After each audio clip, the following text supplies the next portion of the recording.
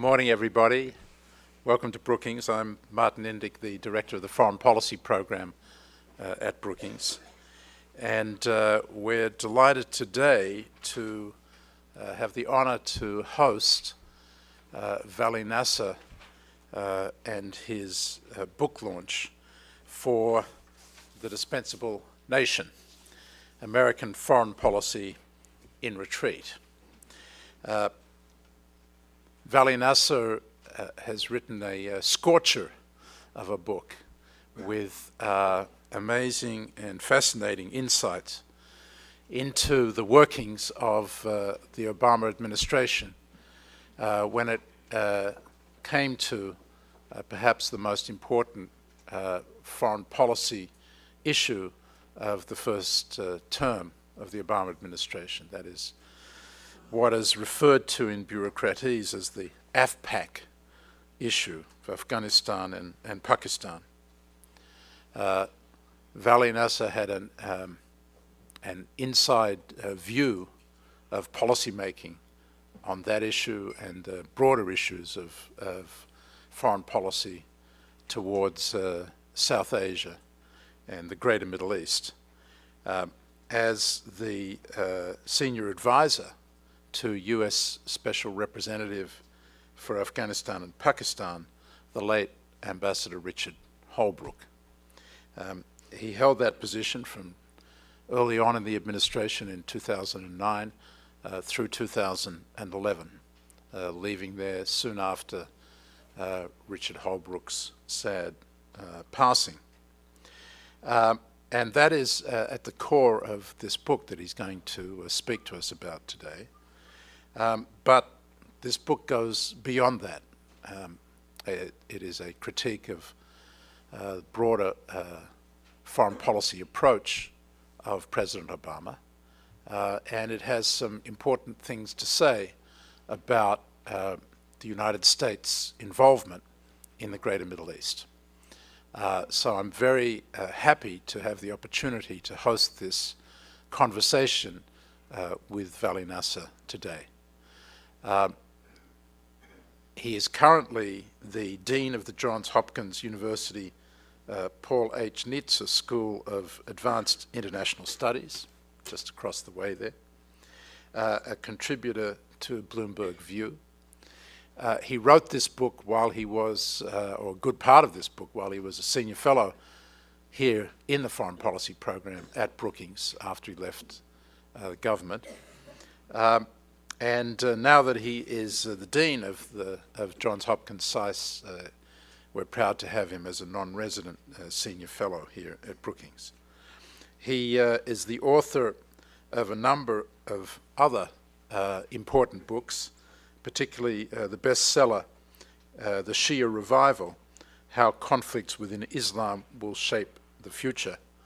That was written and published in 2006, but has profound implications for what has since occurred in terms of schism between Sunnis and Shias.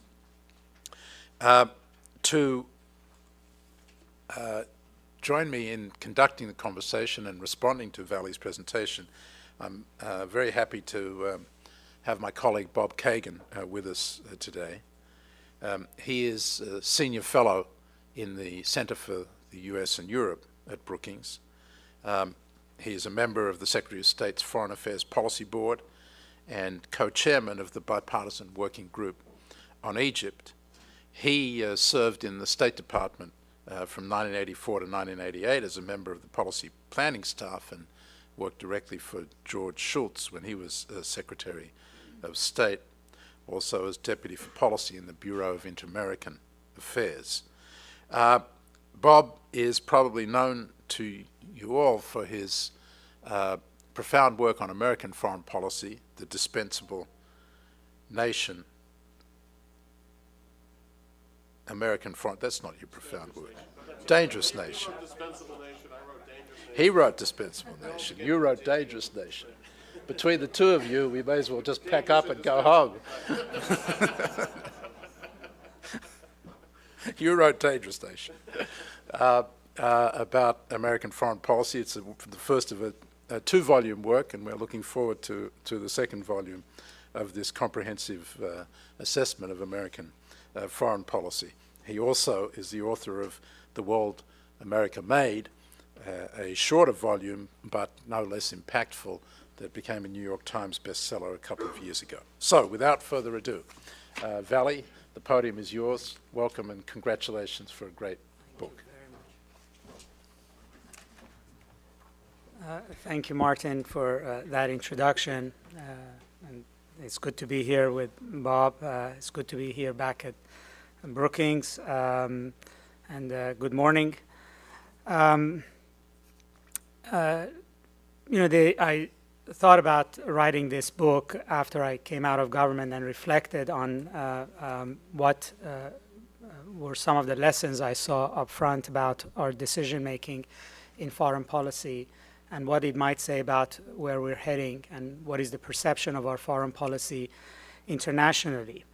When I reflected back, actually, I thought of some of very early vignettes that I gathered when we were talking about Afghanistan and Pakistan.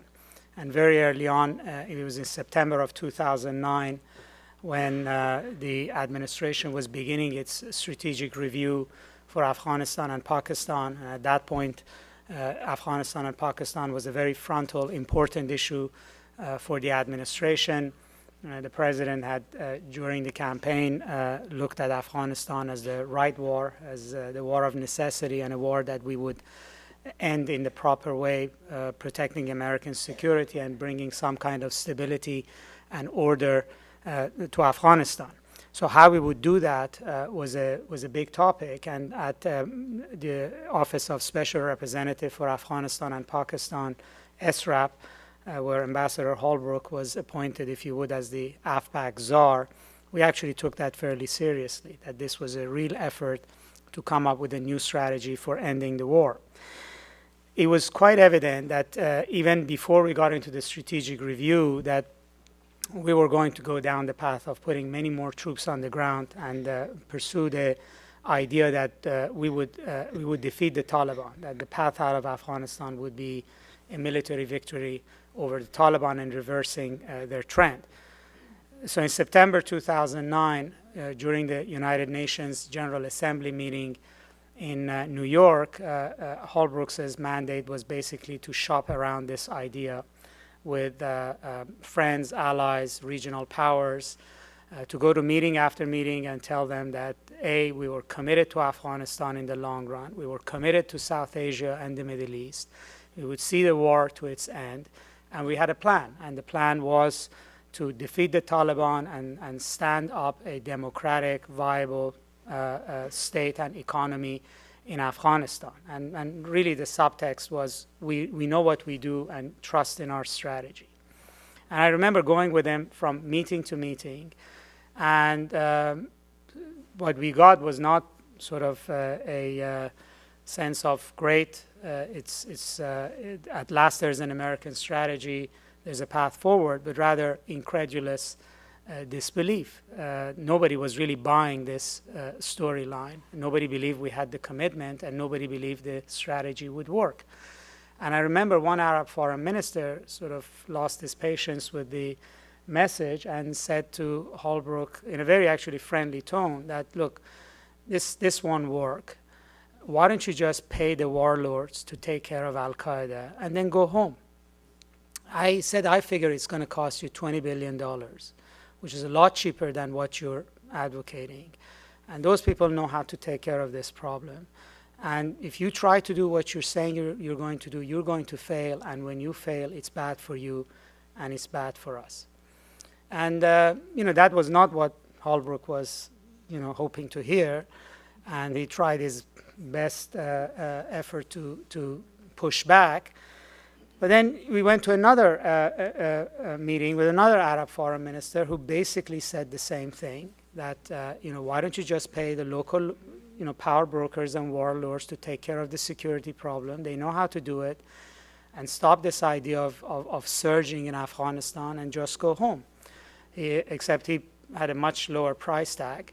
that it would cost you $1 billion, and he added a proviso that actually the Taliban should be your friend because they also are opposed to Iran, and you should be focusing on Iran, not on the Taliban, and you can work with them. And this whole strategy doesn't make sense. It was very clear early on that this idea that we would import the Iraq war into Afghanistan really had no buyers in the region, not just because people had not seen a victory in Iraq, but nobody thought that it would work. It seemed like we were the only ones that thought this was a good idea. What we heard plenty was an argument that instead of surging, you should actually look seriously at diplomacy.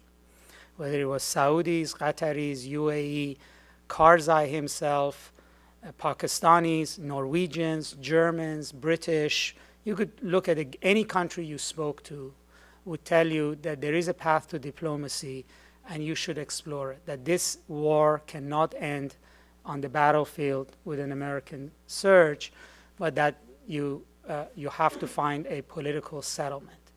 And plenty of them, from Europeans to Middle Eastern governments, said that they've had enough contacts with the Taliban that they think there is something here to be explored. And there were people on Richard Holbrooke's team, particularly my colleague Barnett Rubin, who basically followed a lot of these leads, and ultimately a lot of his ideas were embraced as part of the reconciliation conversation. Holbrooke himself thought that the surge was a bad idea, that if you really surged and if you really were committed to the surge, you'll end up in a Vietnam scenario. It's not going to work, and you have to keep doubling down. And it was much better to use the potentiality of American intervention to get Pakistan and the Taliban to negotiate. And then when we did put troops on the ground, he thought that we ought to use the leverage of American military presence on the ground and a desire by both Pakistan and Afghanistan for us to leave as leverage to get to negotiations. And he often said that the more troops you put on the ground, the sooner you will withdraw. And the more you tell everybody in the region that you're going to put a lot of troops in, the more they're convinced you're not going to stay, because they know you don't have the stamina. If you put a lot fewer troops on the ground with a lot less of an ambition of saying your troops are there just to protect Kabul, it's much more likely that they would take it seriously, that you have a long-run strategy. And he also argued very vociferously for a diplomatic strategy, that the military option in Afghanistan should be in support of diplomacy, not the other way around. We shouldn't use diplomacy to facilitate war and support the war. But I think the critical issue was that Holbrooke never got to put this option before the strategic review. So if you look at the president's strategic review as it's described in Bob Woodward's book, there were only two options on the table: an option of a fully resourced counterinsurgency, which is essentially the Iraq model, which was championed by the military, and a very lightfoot counterterrorism strategy, which the vice president favored. And at that point in time, nobody thought it was viable and was really used as a straw man, not taken seriously. So essentially, there was only one strategy on the table. And the diplomatic strategy, many may argue, may have not worked, may have failed, but the critical issue was that it was never discussed. It was never really looked at. And as hard as Holbrooke pushed, it was never put on the table. Now, you might say that this was all the overhang of Iraq, even though President Obama promised a new policy in the region, promised to break with what came out of the Iraq war. At some level, he could not really overcome the popularity of the military coming out of Iraq, having essentially saved the day in Iraq, and very quickly succumbed to embracing the counterinsurgency strategy for Afghanistan, even though he clearly really didn't believe in it. And then the first opportunity he took was to put limit on it, which is he approved the surge, but with a timetable. And then he very quickly announced that we think we've won and we're leaving. Again, I remember going to many leaders in the region along with Holbrooke and at times with Secretary Clinton. And the attitude very clearly was that we knew you're not going to stick with this strategy. We knew it wasn't going to work. And we told you so. And we're not buying the narrative that you're selling now, which is that we're going to build an Afghan military. Initially was supposed to be 400,000. Now the number has been reduced to half. That's going to be doing what you couldn't do or wouldn't do. If this was a good idea, why didn't you do it in the first place instead of surging? And secondly, we just don't think it's going to work. I remember one Pakistani general said that, all you're going to be doing is to be training Afghans to shoot better. And as soon as you leave, this military is going to collapse into varieties of militias, and it's going to be a big headache for us. If you want to leave, leave. Just don't make any more trouble on your way out. Now, I think the outcome in Afghanistan, largely because it was driven by our domestic consideration, it was driven by a particular form of decision making that I think was designed to lead to a particular outcome for the president, which had a domestic value.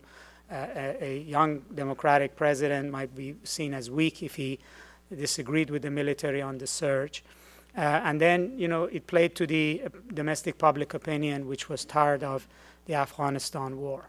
But the way that we conducted this war essentially was that there is no victory and there is no political settlement. And its ramifications for what it means in terms of credibility of American foreign policy in the region and beyond is quite negative. And I think that is then amplified by a broader attitude, which is also comes out of Iraq in a different way, which is to downgrade the Middle East's importance to global politics and to American foreign policy. So if there is one fundamental assumption beyond the early effort to address Afghanistan, and then basically the conclusion of Afghanistan was that we're just going to leave, and we really don't need to have a satisfactory conclusion or a long-run vision for Afghanistan, is that more broadly, we really don't need to worry about the Middle East either. So just as we really don't need to worry about Afghanistan, we really don't need to worry about the Middle East. This is couched in the pivot to Asia language, but it's become the bedrock of our approach to the region, that whether it is in Arab Spring, whether it's a historical transformation in the Middle East, whether it's a civil war in Syria, that more broadly the United States can afford not to be engaged with this region, and doing less is better. Doing less is more, and I think that does pose certain dangers and risks for American foreign policy. If we looked at the case of the Arab Spring, if you take the case of Egypt, the most important Arab country, the one that we all know that will be deciding in many ways the direction of events in the region. And if you looked at the level of American engagement in a process of historic process of democratization in that country, and compared it with the way in which the United States engaged in democratization efforts in Latin America, Southeast Asia, Eastern Europe, the contrast is very clear. We're not engaged politically. We're not engaged, most importantly, economically. The United States has not been engaged with IMF efforts in Egypt. It has not been engaged in transforming that country's economy. It, by and large, has been a reactive policy, which does not see a major stake for the United States in Egypt. In the first decade after the collapse of the Berlin Wall, the United States led the IMF and the international community to invest over $100 billion in Eastern European economies. We invested over $40 billion in Mexico's transition. We invested huge amounts of money in Russia, in Southeast Asia, in the rest of Latin America. Economic transformation early on was the critical first step in anchoring democratization in the right direction. If you looked at the amount of commitment from the United States in particular to economic transformation in the Arab Spring, is paltry. At the Deauville meeting of industrialized countries, there was a commitment of $9 billion for the all of Arab world, of which only about $116 million has been put into the fund. People may argue in many ways why the Arab Spring will fail. There's too much Islam, there's too much conflict, there's no partners to work with, there are constitutional crises, all of which may be true. But there's one also big significant differentiator between this democratization and other democratizations. And that is fundamentally the level of our commitment and leadership, and particularly level of economic investment in making sure democratization stays on track. And that really speaks to not just that Europe or the United States have economic problems at home, but also more broadly to the assumption that the Middle East doesn't matter, and it should be downgraded in terms of our global politics. And I think that is very well reflected also in our approach to Syria, which is,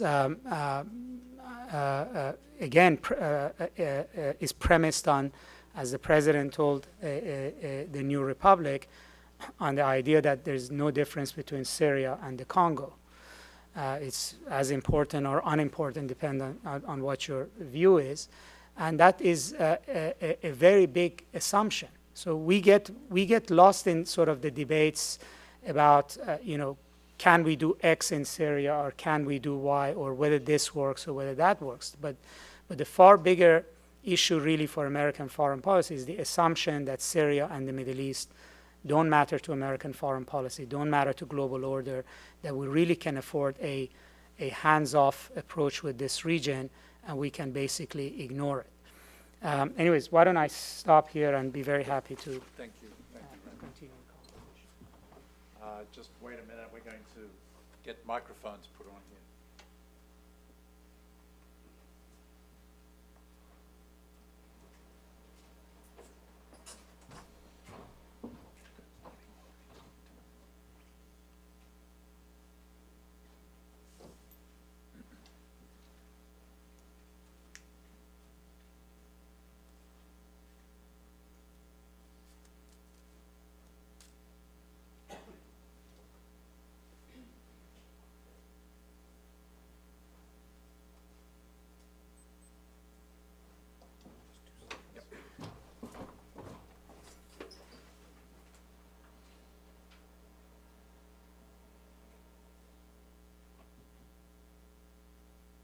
Vali, thank you very much. It's a interesting, powerful, controversial thesis, and I want to invite Bob to make a few comments, and then we can get into a conversation. Well, I mean, the book is terrific, first of all, and I strongly recommend it, having read it and enjoyed it. And it's a very sweeping view. Vali only had a few minutes to talk about the subjects that he highlighted, which is Afghanistan and to some extent on the Middle East in general. But there's discussion of Iran, there's discussion of China and its role in the Middle East, potential role in the Middle East. So I recommend and Vali has interesting and intelligent things to say about all of them. I don't, far be it from me to try to defend the Obama administration, but, the missing part of your story so far is what, the situation that Obama inherited. And both a real unhappiness with the policies that had been conducted by the previous administration, rightly or wrongly, in both Iraq and Afghanistan, a kind of weariness, but then compounded and recompounded, of course, by a terrible, the worst economic recession since the Great Depression. Which, if you look at American history, American interventionism, American involvement, American interest in the world is heavily influenced by those kinds of situations. So you have a post-Vietnam period, which was also accompanied by economic strife, and you get the foreign policy of the Carter administration. and in general, if you look at American foreign policy in terms of general intervention, it's kind of like a sine wave. We go through periods of high intervention. We're usually disillusioned and unhappy with we start off with great expectations about what we're going to accomplish, and then somehow we don't always meet those expectations, and we sort of lose steam. For me, it's hard to imagine a president elected in 2008, let alone a president from the opposition party, who wasn't going to, in some way, try to dial back the involvement for both economic and political reasons. The question is, not was that inevitable. I think that was inevitable, but whether things could be done intelligently or not intelligently. And again, through my long history, my long study of American history, the odds of us doing it intelligently are low. I hate to break it to everybody, but we're not really geniuses at conducting foreign policy. We're very successful because we're very rich, we're very powerful. We have, I think, a very good set of moral codes, which are generally quite attractive, but genius in the conduct of foreign policy is not really our thing. Now, that's true of most countries, by the way. Nobody conducts intelligent foreign policy, in my view. But so that's just kind of a background. How much do we have to sort of say this is a uniquely bad conduct of foreign policy, or this is kind of a predictable trend, which was done in a predictable fashion? And when I look at the Arab Spring, I actually don't think it's been the administration's view on Egypt, for instance, which is something that I've followed closely, that Egypt is not important. I think their view is that it's very important. When you talk about the resources that we've put into it economically, well, I think obviously there is a constraint on the amount of resources that we could. This is not 1947, 48, when we have tens of billions of dollars to pour into Europe. This is a time of economic constraint. But that notwithstanding, I think they do think Egypt's important, and they really haven't quite known what to do with it. Now, in my view, they've handled it wrong, and I can critique it. But I think it's also fair to say it hasn't been an easy situation. And this sort of gets to some of your broader and deeper questions about the Middle East and about what's going on in Islam. I think that the Middle East poses a uniquely difficult kind of problem for the United States.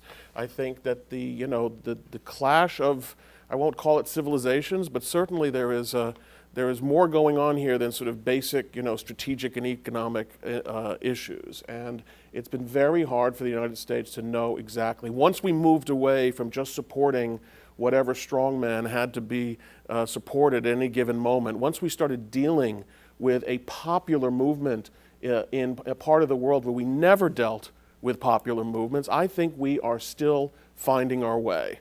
And it's not easy. It's not easy on their end, where anything we try to do, it comes as a double-edged sword to them, and it's not easy on our end, where we harbor all kinds of resentments and complications in our dealing. So, my general view is that we have to be a little sympathetic to the difficulties that any administration faces, and both in Afghanistan and in dealing with the Arab Spring, I think these were really hard problems for the administration to try to address, and that's my basic comment.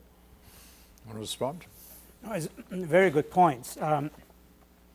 First of all, my aim was not to sort of compare necessarily to other administrations or the past, although that's always inevitable, but rather to essentially point out where do we stand right now and what are the dangers of where we stand. I fully agree with what the administration inherited.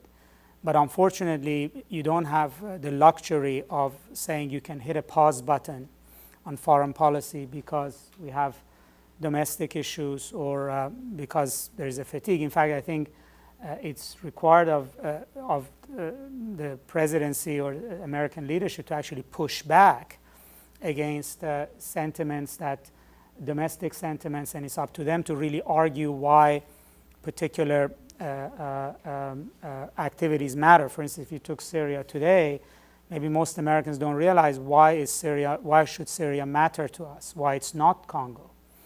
If you thought it was Congo, then we've been down that path before. Is it Rwanda or is it Bosnia? The administration articulated an argument why Bosnia matters to the United States and why Rwanda doesn't. I would say, with Afghanistan, the peculiar thing is that the president actually didn't push back. He didn't dial the back. He actually surged at a tremendous cost, which I think then made the foreign policy discussion more difficult. In fact, the diplomats' argument was go for a more sustainable strategy that wouldn't be so costly, and you actually could stay the course. And so we vacillated between two domestic tendencies. One was the sort of pro-surge, pro-military tendency, and then veered towards the war fatigue tendency immediately after that. You don't think, can I just ask, you don't think we surged in order to leave?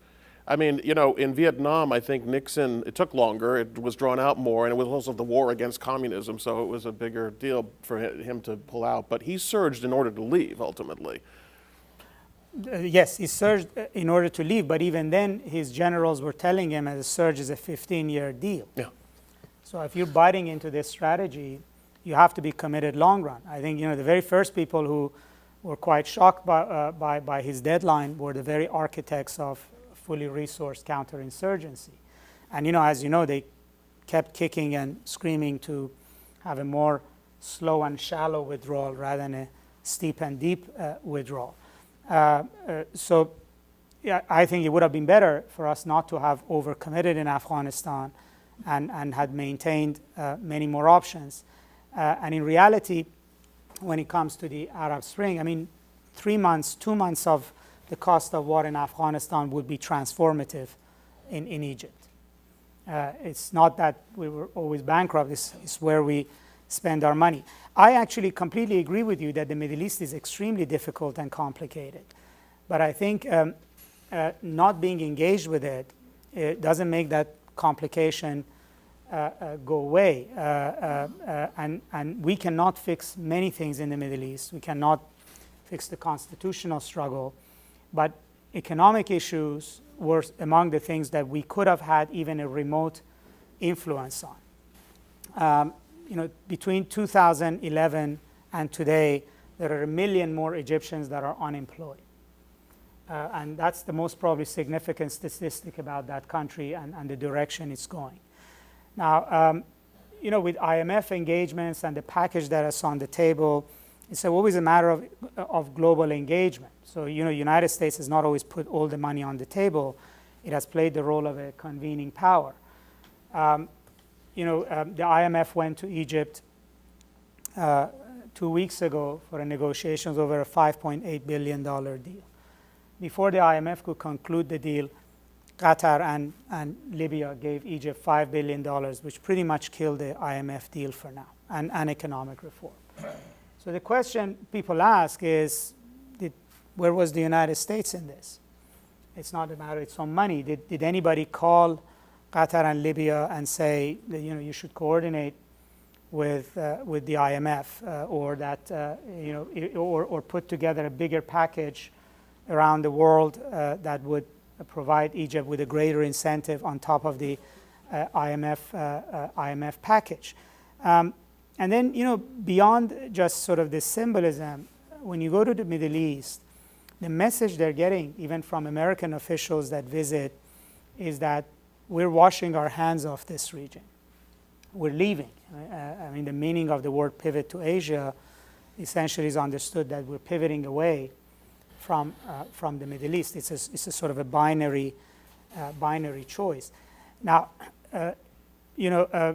I think the point you raise is very, very important, that if a problem around the world is very complicated, should we actually just try not to deal with it at all, and whether we can afford not to deal with it at all and let it be because it's too complicated, or we have to remain engaged and try to probe in any which way we can.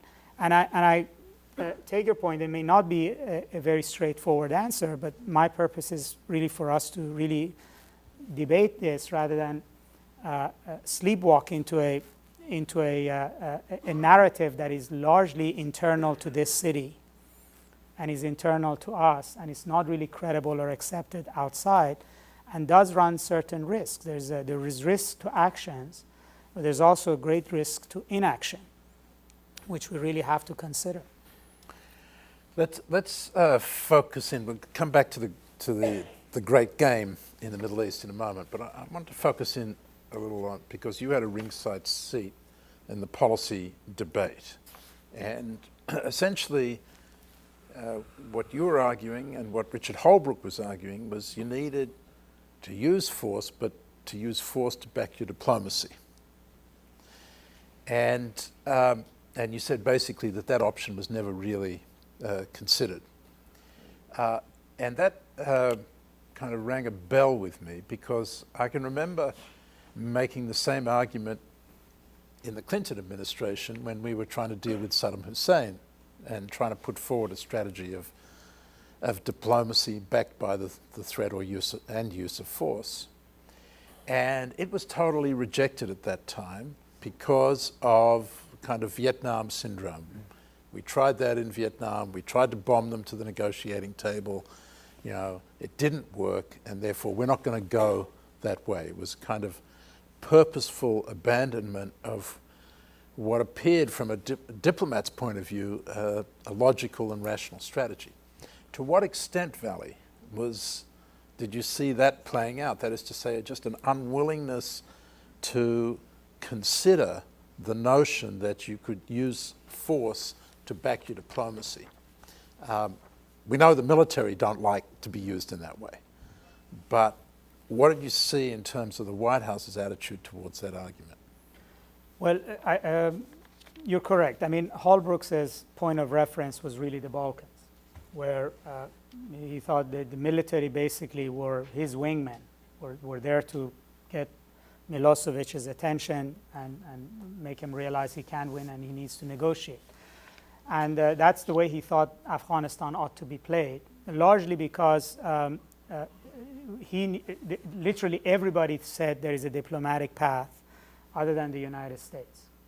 So he didn't even think that we really needed to work hard to get everybody else sold on diplomacy. The Saudis, Pakistanis, Karzai himself, they may have different tactical approaches, but they all believed that this ought to be done, and there was a great deal of support for that. What he found was that there was obviously the military was not interested in this because they didn't think that negotiations had anything to do with the end of the Iraq War. I think General Petraeus told Mark Lander at one time that this is not the Balkans. It didn't finish that way. So their conception was counterinsurgency goes on for as long as it goes, and you only negotiate with foot soldiers who come in. So they didn't like the word reconciliation, they liked the word reintegration, which was basically attrition of the enemy. And they thought that talk of diplomacy would be construed as weakness. I think in the White House there was two approaches. One was that they also thought that the spectacle of talking to the Taliban would be construed as weakness, domestically speaking. And secondly, I don't think those who at the helm really had experience with diplomacy. And you had a generation of younger people who were, post-Vietnam and even post-Balkans. They had not any foreign policy experience. Many of them came out of the domestic scene and the campaign world. For them, the resonance of what foreign policy approaches would mean in terms of headlines at times mattered more than what it means on the ground. And often they treated Holbrooke as a dinosaur, whose time was past and they didn't see great value for it. So the argument often went that, the case hasn't been made. There's no evidence that the Taliban want to talk. That this is a ruse, and therefore, we ought to fight another season and then think about it. And then, largely, there was a way in which to keep this conversation out of where it had to be considered at the highest level. So it never appeared at that critical moment, even if the president had looked at it as an option and then rejected it. but it never even appeared as an option to consider. So I think Afghanistan in many ways was a big defeat for American diplomacy. And the conception that emerged in Afghanistan was that the job of the diplomats is to do the civilian part of the work and then go around the world and get support for the military. So, a lot has been made about the fact that the State Department didn't do a good job running the civilian surge, as they called it, growing pomegranates and sending agricultural labor and running AID. But the reality is that that's not what they really should have been doing. They were put in that position that you're the civilian partners of the military. So they occupy territory. You're supposed to build up government, rule of law, grow the pomegranate. We used to joke at SRAP that Holbrooke had become the chief agricultural officer for Afghanistan. And then the other idea was that, which actually this Holbrooke really cultivated, and they accepted it, at least let us go around the world and sell the war. So he created this SRAP collective, which by the time he passed away, I think had 33 members. And so they would meet every 6 months to coordinate their individual governments' contribution to the war. So diplomacy basically was there to help the war. And I think that he was never able to change that. And I think Secretary Clinton was sold on the fact that the State Department had to play a leading role. And I think that was ultimately blocked as well. Well, that's the head scratcher in this account, Vali, is that here you have Hillary Clinton and Richard Holbrooke, both very powerful personalities, unable to basically get the White House to give a serious airing to the approach that they wanted to pursue. Well, she also lost, by the way, she and Gates both lost the battle against setting the deadline. Right. So it wasn't only in one direction that they couldn't persuade the White House. I mean, you have your Secretary of State and your Secretary of Defense both recommending the same thing. That's usually a go at that point. Against setting the deadline that the president did when he announced the surge. And she and Petraeus and Dempsey and Panetta collectively failed to change the approach on Syria. I mean, the president is the chief foreign policy decision maker. He got elected. He got elected, and the foreign policy team at the White House is there to essentially basically protect him from certain decisions or forward certain decisions.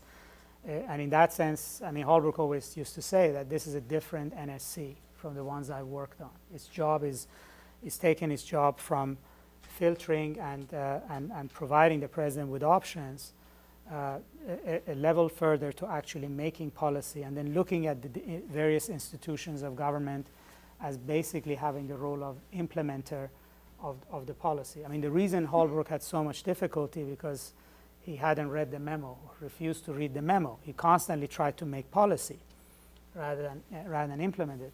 As to Secretary Clinton, I think she pushed very hard for making the voice of the State Department at the NSC heard very well. I mean, there were times that even though she literally was the only civilian, in a sense, in an NSC that is over-dominated by the military and intelligence, and she was the only woman, she was extremely tough in putting the position of the State Department forward. But there are some structural elements there that is not about personalities and how powerful they are. This is the way the system works.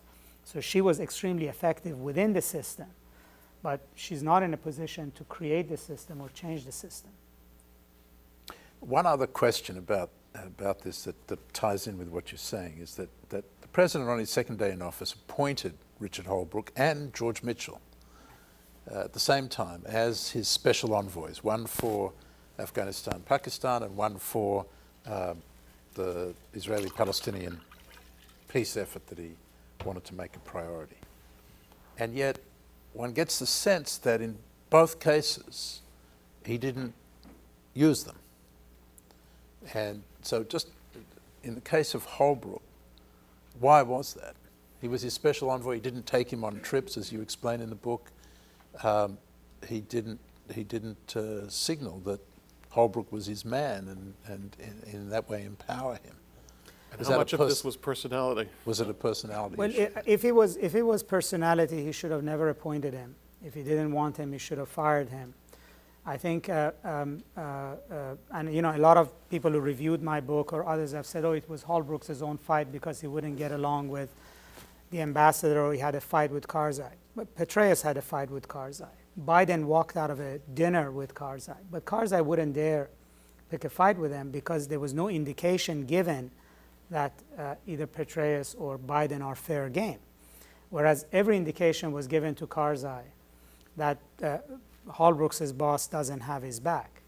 And in fact, there were many times that Karzai's theatrics was used as a way of trying to fire Holbrooke. It's a bizarre, I think, to me it's a bizarre approach, largely whether it's personalities or not, because it really undermines your policy.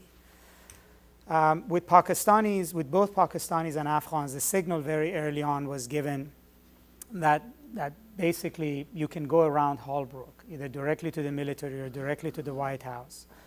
The Pakistani reaction and the Afghan reaction was quite different.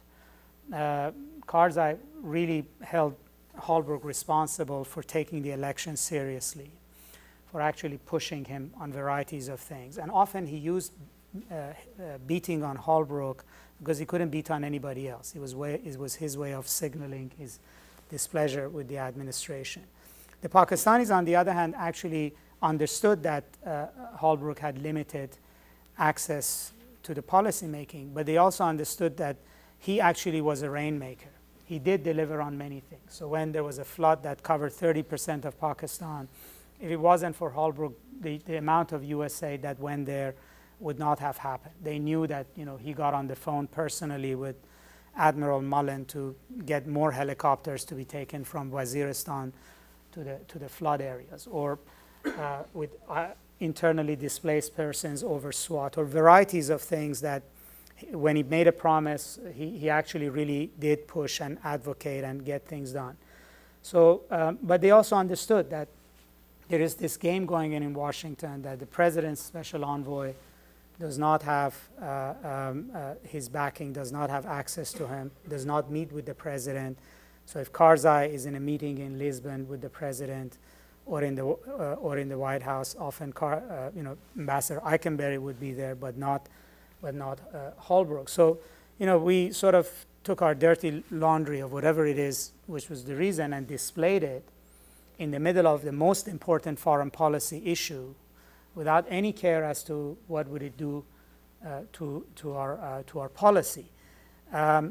And yes, I'm sure it was personality, but also it was also personality wars at various levels. I think there were people who held a grudge for Holbrooke's overzealous support of Secretary Clinton during He only the campaign. knew one kind of support. He knew all that kind of support, exactly.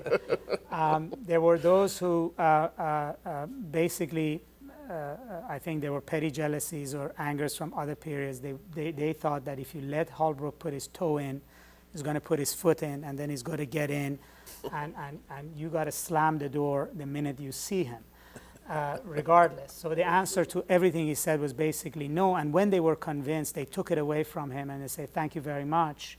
Now we'll take it on. I think at one point, he was told at the end that, even if we do reconciliation, it won't be you who will be the chief negotiator, anybody but you, almost. And I think thirdly, there was a sense among the way the president was elected in a massive sweeping victory by many young people, there was a general sort of disrespect for experience and history early on, that people would roll their eyes by people who might make a reference to Clark Clifford or who is he, or Vietnam, and that they know better, that there was this attitude that they know a lot better, and either these people play by their rules or they don't play at all. Bob, you want to comment on this? Well, I mean, it's the terrible thing about being a historian when you're trying to figure these things out is that, on the one hand, you want to talk about the big sweeping forces that get everything done, and then you get down to this, like, Holbrooke was annoying the president, and that's why we got the policy we got. And It's the way he ate chips, I gather. right. Well, I don't know. Yeah. But can I just go back to the whole reconciliation with the Taliban question, because I still feel like you were in the middle of it, but looking at it from the outside, I would say, why is this not a reasonable argument to have held? Namely, that until the Taliban decide that we are serious about defeating them if necessary, they have no incentive to cut any deal we could possibly live with. And that even if you felt that you wanted a deal, you would have to spend some time schmeicing them, I think is the term of art that I'm looking for, that you'd have to be really hammering them to convince them to come to the table.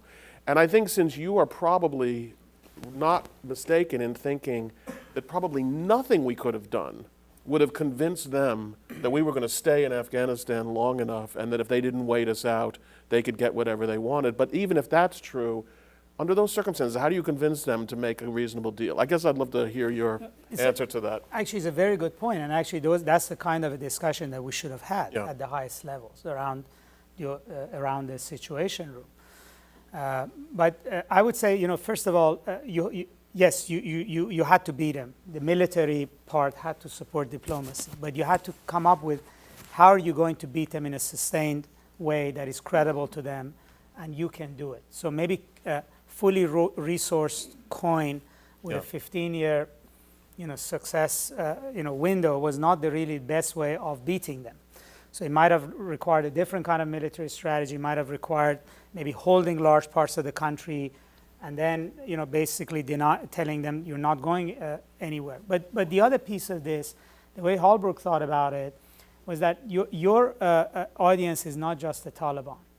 It's actually everybody else around the Taliban. And actually, to him, Pakistan was far more important. So for him, you would have not actually started with the Taliban. You would have started with Pakistan, Iran, Saudi Arabia, Turkey, Russia, India. You would have sort of a contact group approach. You would have worked this from outside in. You would have got a understanding or a buy-in into a diplomatic effort that would have then maybe constrained Taliban also within Pakistan, would have given the Pakistanis a seat at the table. I mean, to this day, one of the main problems we have with Pakistan is that Pakistanis don't have a seat at the reconciliation table. Even to the extent that we're talking with the Pakistan, our expectation of Pakistan is to deliver everything we want, but they don't have a seat there. They're not at the table. So they have very little incentive, if you would, in the outcome of a diplomatic process that they don't have a say in. So the idea would have been to have a much broader net cast and create a diplomatic strategy that you would work outside in. I guess it's much closer to ways in which we've done the Middle East peace process, where it used to start in Cairo, Amman, and Damascus before you actually really went to the two groups. So it was a recognition that the Taliban and Karzai in a region, the region is a cause of the war. The region has to buy into your diplomatic strategy, and then you have to work it. Even with them, they have to believe that you're in it for the long haul. Otherwise, why are they making a deal with you? So let me just kind of pull it back to a much broader question, which is, how there were two kinds of American interventions in history. There's one like the Philippines, where we went through exactly this exact same set of mistakes, and it was a disaster. We thought we could just go in, they would love us, then they turned out that they hated us, and then we fought them for 4 years, but then we stayed for like another 30 years. And then, there's Japan and Germany after the war. There are these times when America, for whatever reason, makes the long-term commitment. Those things usually end pretty well. And then there are all the times when we get in and then we can't wait to get out, and those things generally end badly. So I agree with you. Well, first of all, the greatest incentive for Iran and Pakistan in all of this is for the United States to leave, and we gave that as a freebie. So we're leaving anyways. So all they have to wait is for us to go. So, if we had a sustainable presence in Afghanistan that you would have even used as a bargaining chip, you might have got something more. But I take all of your points, and also generally that a lot of diplomatic efforts do fail. I mean, it's not a given that diplomacy always succeeds. But look at the way we're leaving. We're leaving without a deal and without a victory and without even having tried this. So even if there was a 10% chance of getting to some kind of a peace settlement, it would have been worth trying it when we had the leverage. So generally, there is no real effort for Afghanistan. The incentive of the Taliban is less, but we're still not really committed. Come 2014, I think generally what we're gunning for is what in Vietnam we refer to as a decent interval between our departure and when things may break apart. Or generally, we can look at it in the context of the way we look at the Middle East, that we really don't care what happens. If we can accept Syria, we surely can accept civil war in Afghanistan, and the American public won't care. Let me shift a little bit before we go to the audience for their questions. In terms of the great game that you describe us as turning our backs on now, you posit the argument that China will end up filling this vacuum and will be dragged back into a new superpower competition with China in the Middle East.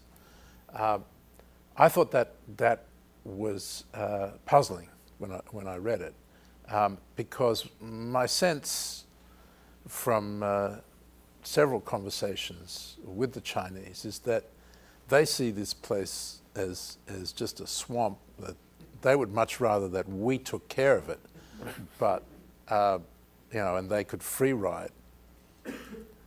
But I don't see them as eager to jump in by any means. What I see is, and this is where I'd like you to comment, is what I see is a disintegration into a series of schisms, one of which you have the patent on, Right. which is the Sunni-Shia schism that is clearly developing in Syria and has the potential to spread across the region from there.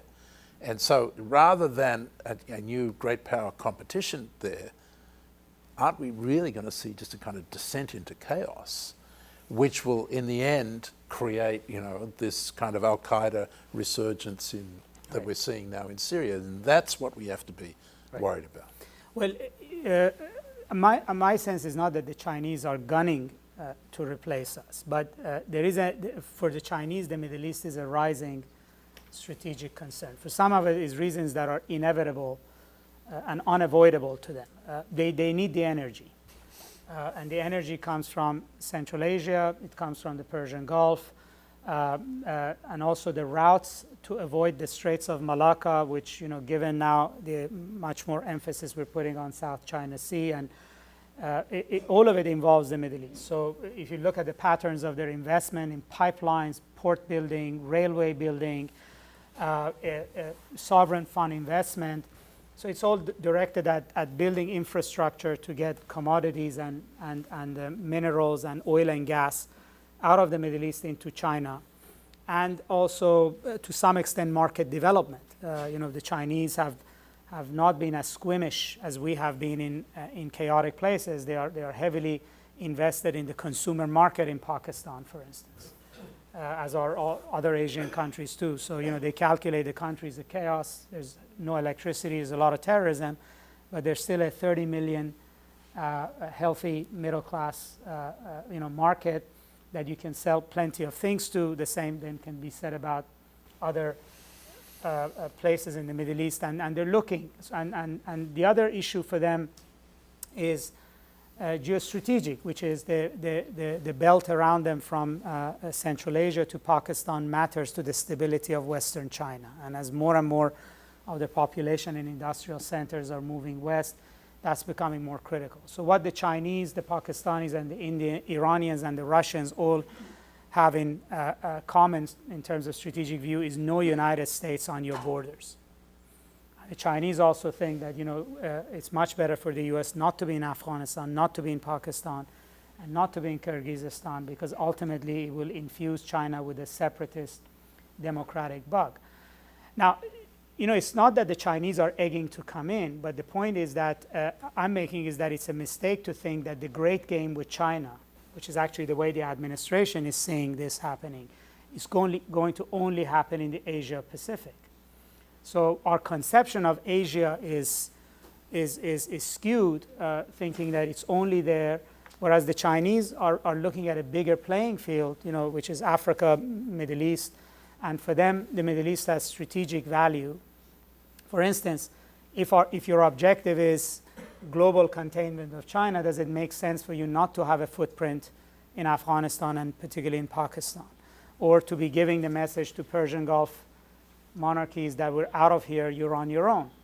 So, where would they look ultimately in terms of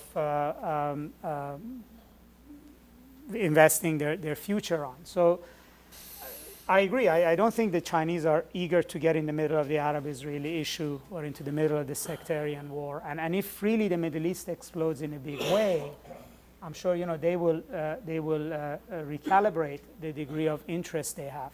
But I think the cavalier way we're washing our hands of the Middle East, and then saying we're doing so in order to focus on China, it's a faulty assumption that this really is the best way of contending with where the Chinese at least view of its power play in Asia is going. Okay, let's go to your questions. If you would please wait for the microphone, identify yourself, and please make sure you ask a question here in the middle.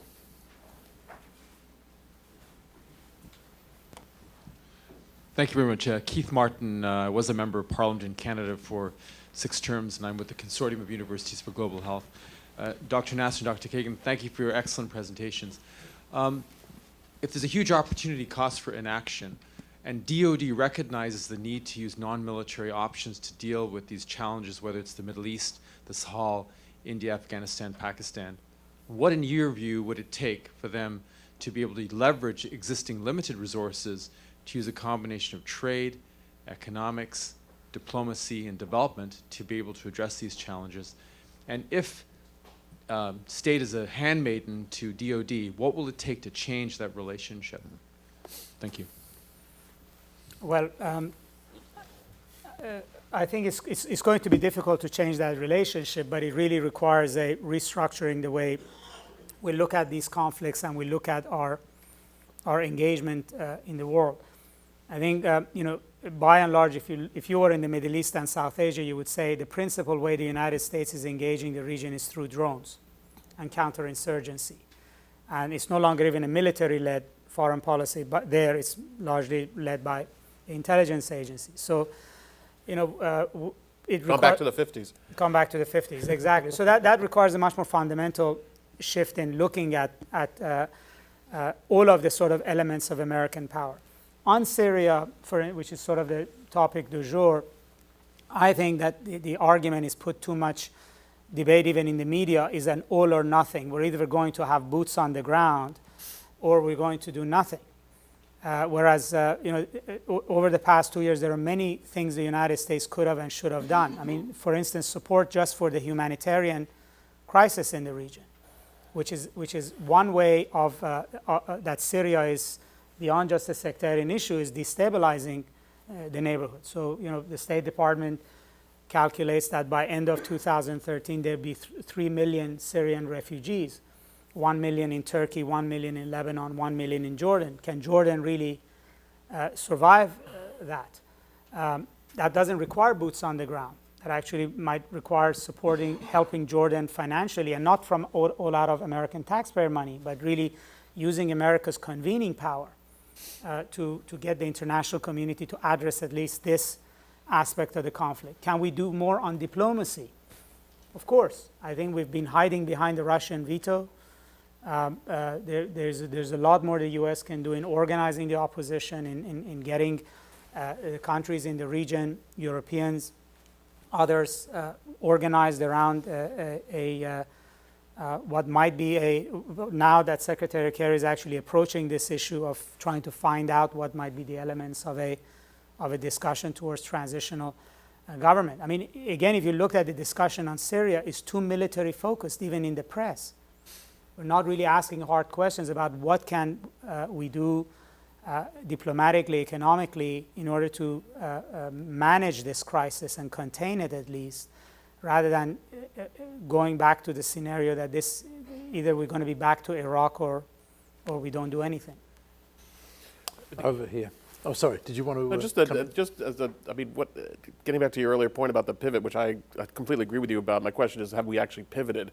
I mean, what do you make of the fact that if you look at John Kerry's travels in the first months of his time in office, I would say he's spent roughly 80% of his time in the Middle East in one way or another. Well, we definitely chose an anti-pivot Secretary of State who is keenly interested in the Middle East and has a lot of experience there. But I think it goes, I think at a very high level, as I said, beyond the tactical discussions, and I think there's a fundamental assumption this administration has made that the Middle East doesn't matter, and we really should focus on other areas of the world. And I think that it is the Middle East refuses to be ignored, and it's obviously generating more and more crises that is demanding American attention. And I think the administration, at some level, the president, is really resisting revising that assumption. And I think you have this sort of seesaw battle where, in practice, the Middle East is a critical issue. You had now two, foreign leaders visit Washington this week, and Syria is at the top of both of their agendas. And then G20 and free trade is number 2 for both the Turkish Prime Minister and the British Prime Minister. Syria is top of both of their agendas, and yet, we still refuse to sort of acknowledge that things that are happening in the Middle East are not just a tragedy; they are of vital national interest for the United States. And I think we're at that stage that there's need for a corrective in the fundamental direction of our foreign policy to take the Middle East seriously for our own reasons, not out of some altruism to help a country in civil war.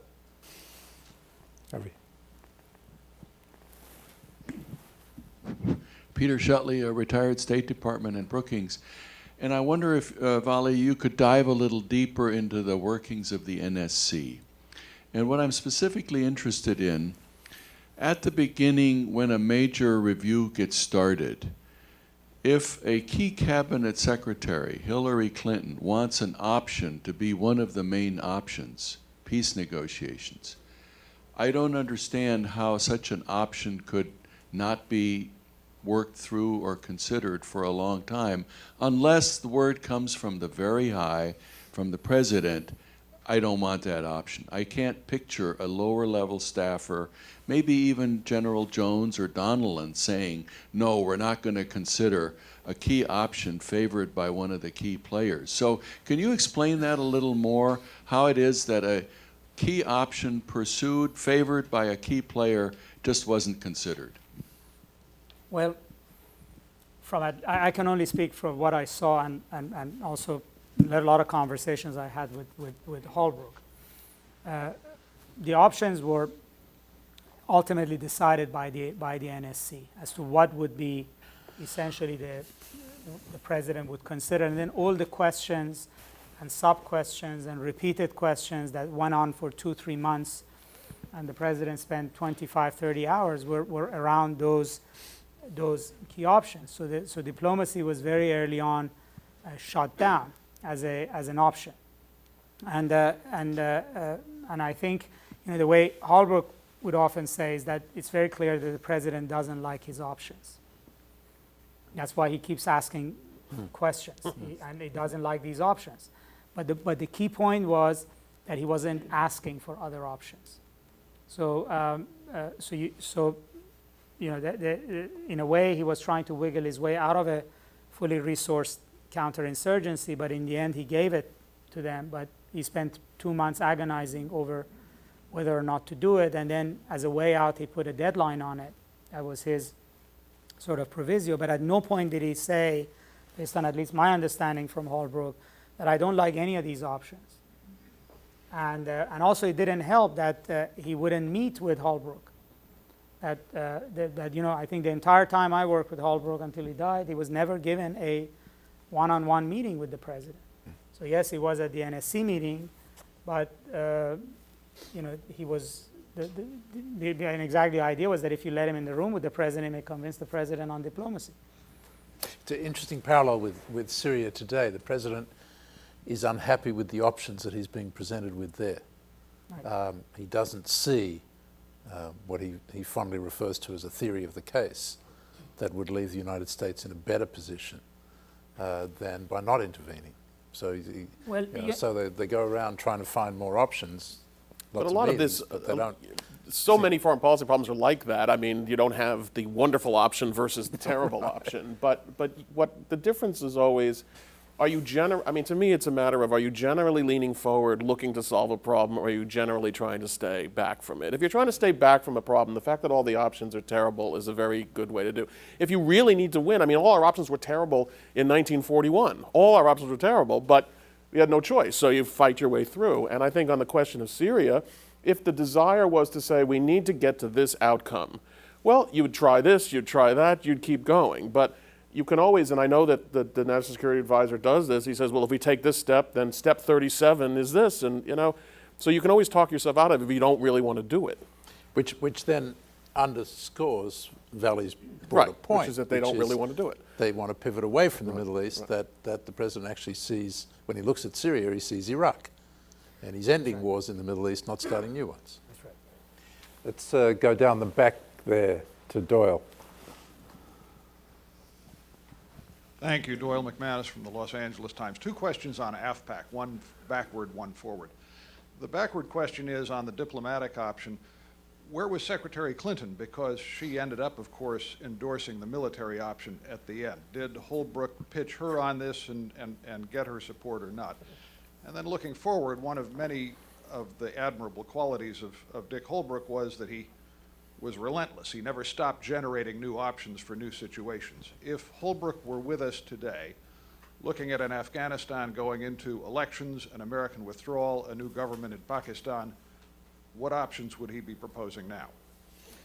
Well, you know, Secretary Clinton was not as enthusiastic off the bat with Holbrooke, but she was open to being persuaded. In fact, she was open in hearing new options and policies the way we were just describing that the NSC wasn't.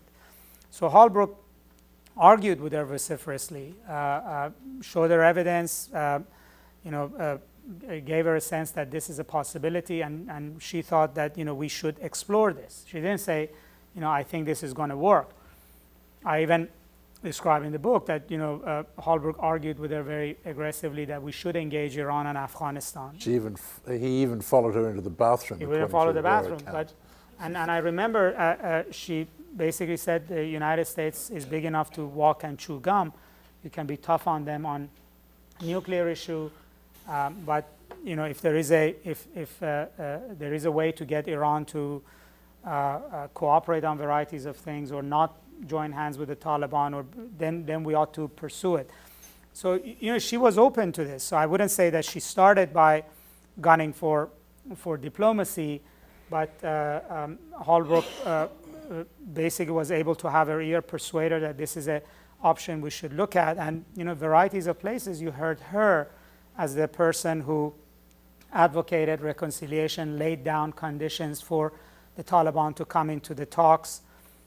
Most clearly on the first Holbrooke Memorial lecture at Asia Society, she laid these conditions down. And I think she also understood that in the end, she represents the State Department. She represents, obviously, a tough American foreign policy. She believed in, and I think believes in, America's leadership in the world. And also, that end of the day, that she represents diplomats whose main function internationally is to conduct and lead America's foreign policy. So she was much more persuaded that the military has its role, but, you know, in the end, the diplomats have to play their role, and if there is room for diplomacy, we ought to consider it. I think today he still would think that the key to Afghanistan, given where we are, is to get a regional agreement on an end game, at least create certain base understanding between America, Pakistan, India, Russia, Saudi Arabia, and Turkey, and then maybe if you could indirectly through them with Iran. That you can leave Afghanistan. I would say he wouldn't think you could leave Afghanistan in a condition of relationship the United States has with Pakistan today. I think if he would have been alive, he would have fought tooth and nail from allowing that relationship to go to dust the way it did. And he would have jumped on the gun that there's now a new powerful Pakistani civilian government to try to bring some stability and forward movement in U.S.-Pakistani relations, as if you would, as a sort of a minimum requirement for having stability in Afghanistan. But I think he fundamentally believed Afghanistan will not be stable without Pakistan, and Pakistan, best way of managing Pakistan is to have relations with it. And the more, and because it gives you some levers, and it might give Pakistan certain, at least minimal incentives. So I think that's where he would have been focused right now. Iran, we haven't really focused on Iran. You mentioned it there, although I noticed you danced around and I think Holbrooke would have wanted to bring them in directly rather than indirectly. Yes. Correct. But why don't you finish up with your views on how the administration is handling Iran, which is also in the book. I think the administration was very successful in getting the sanctions to be effective in a very important way, in a manner that the Bush administration, which was really the architect of this two-track policy, which is sanctions to get them to table, pressure to get them to table, was not. So, they were able not only to have unilateral financial sanctions, they got the Europeans to sign on to oil embargo, to sign on to financial sanctions. There were even Security Council approved sanctions. So, the sanctions are now really, really effective.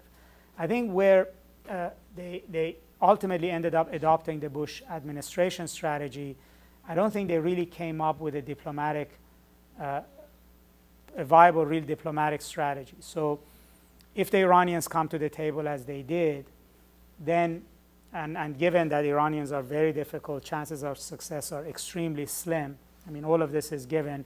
There's no relationship between two countries for 27 years. There's ample room for distrust. This is not an easy way forward, but that, what would be your strategy if they actually came? What would you negotiate over? What would you test them with? And how can they test you?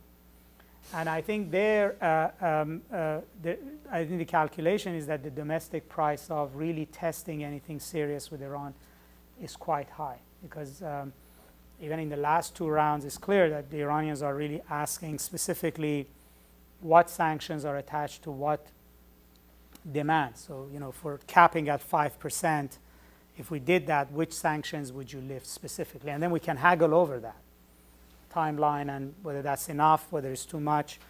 But there's not really anything on the table other than aircraft parts.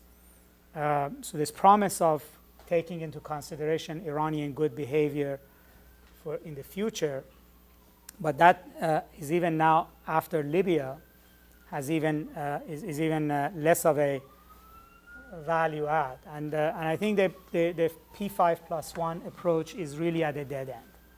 First of all, I don't think you can negotiate by committee. The Iranians fully well know there's one power broker in the room. It's the U.S. The Europeans are not really in a position to break from the U.S. and say, we're going to lift the oil embargo on our own. That's not going to happen. And the Russian and the Chinese are sort of, I think from both the Iranian and American view, are risky partners, because the Iranians are very careful what they say, because you might also complicate your relationship with them. And we're very careful what we say, because they may go and undermine it behind the scenes as they've done in the past. So it's a situation that encourages both sides not to be actually audacious in the talks. And so there is a minimalist approach from both sides. It's not a circumstance you can really test ideas and. But they won't talk to us in any other forum. No, and that's why this is going to be difficult. It's going to be long run. You know, the idea that we just will arrive and start something is not really realistic. This is going to be, even getting it on track is difficult. But when it happens, it really requires to have a negotiating position on our part. And Iran, by and large, has now become a domestic American issue more than a foreign policy issue. And I think that really has limited the administration's ability to really maneuver.